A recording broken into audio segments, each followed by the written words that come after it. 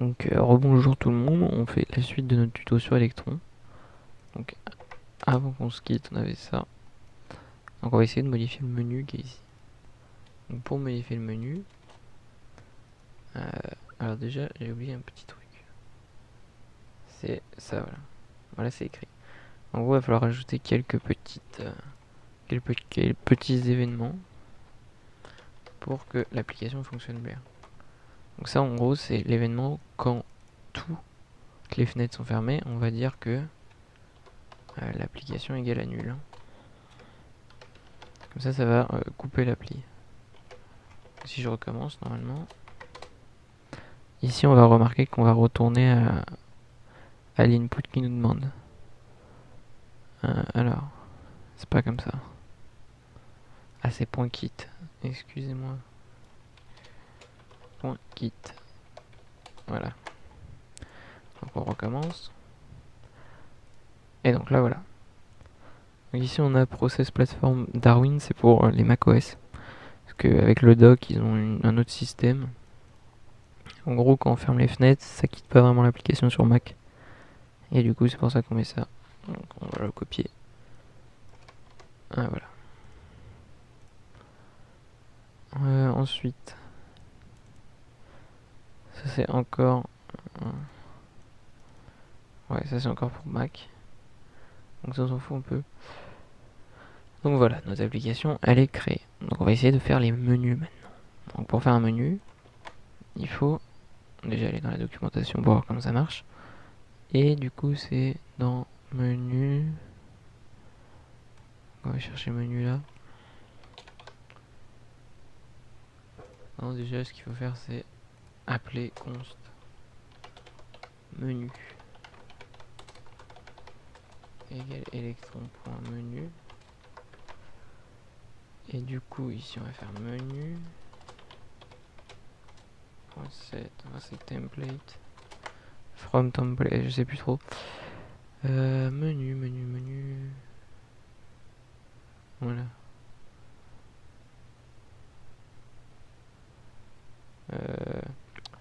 Mettre menu électron. Voilà. Donc comment on fait un menu? Voilà, donc là je vais vous l'expliquer. Donc c'est... non, ça on s'en fout. Donc c'est la const menu égale menu.build from template. Voilà. Donc en fait ce qu'on fait, c'est qu'on appelle un autre petit menu qui va être en fait notre menu créé à partir d'une template.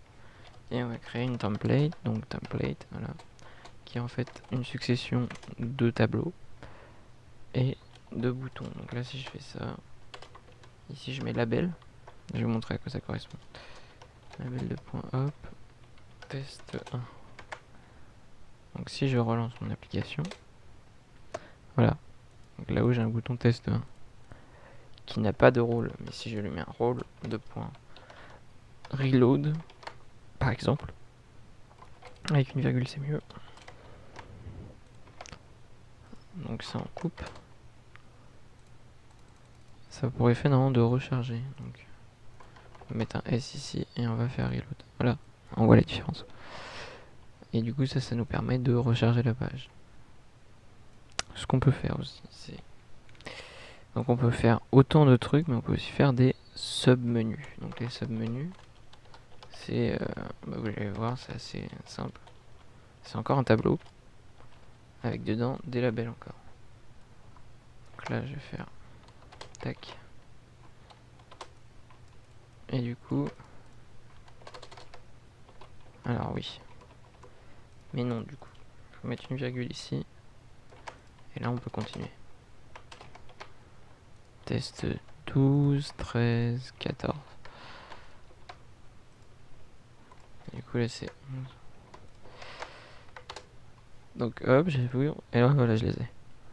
Donc ça nous permet de faire des trucs. Et du coup, ici, si je vais avoir la même chose, je fais une virgule avant. Et là, je remplace mes 1 par des 2 pour voir à quoi ça correspond. Donc, hop, hop. Et chaque bouton, on peut lui assigner un rôle. Là, si je fais CTRL R, ah non, du coup, non, ça n'a pas marché. Voilà, test 2, test 21, 22, 23. Donc là on a bien nos boutons en haut, donc on peut les assigner comme on veut. Aussi. Donc maintenant qu'on a ça, on va regarder les différents rôles qu'on peut avoir. Alors un type séparateur. Je vais juste le mettre pour qu'on voit à quoi ça ressemble. En gros c'est la petite séparation qu'on a dans les menus souvent. Genre là voilà, la barre qu'elle a c'est un séparateur. Du coup là on l'a là, voilà, petit séparateur. Qu'est-ce qu'on affronte Ah oui ça c'est pour Mac, donc forcément il y a problème. Donc voilà, là on a force reload. Ça c'est intéressant. On va juste le mettre à la place de lui. Hop. Qui est en fait la console de développement. Donc qui s'ouvre avec CTRL I. CTRL Maj I. Voilà, il nous le dit. CTRL Maj I. Et ça permet d'ouvrir ça. Donc ça on va en avoir besoin pendant le tuto.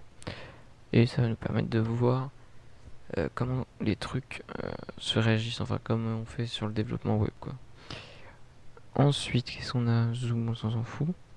On a le copy, tout ça. Qui peut être important. Et du coup ça c'est la base, hein, c'est le menu qu'on a de base. Si je fais ça, c'est le menu qu'on aura comme ça, voilà, file, exit qui doit voilà, couper. Donc on peut quitter la page comme ça, on peut mettre F11, on peut dézoomer, ouais, voilà, hop. Et là il y a des pubs pour eux. Donc view toggle full screen, voilà. Donc là vous savez à peu près comment fonctionnent les menus et on va voir dans le prochain tuto comment communiquer entre notre page et notre main. En gros les éléments qui sont là et notre main. Par exemple quand on clique sur ça par exemple, sur ce H1, on voudrait qu'il se passe quelque chose ici.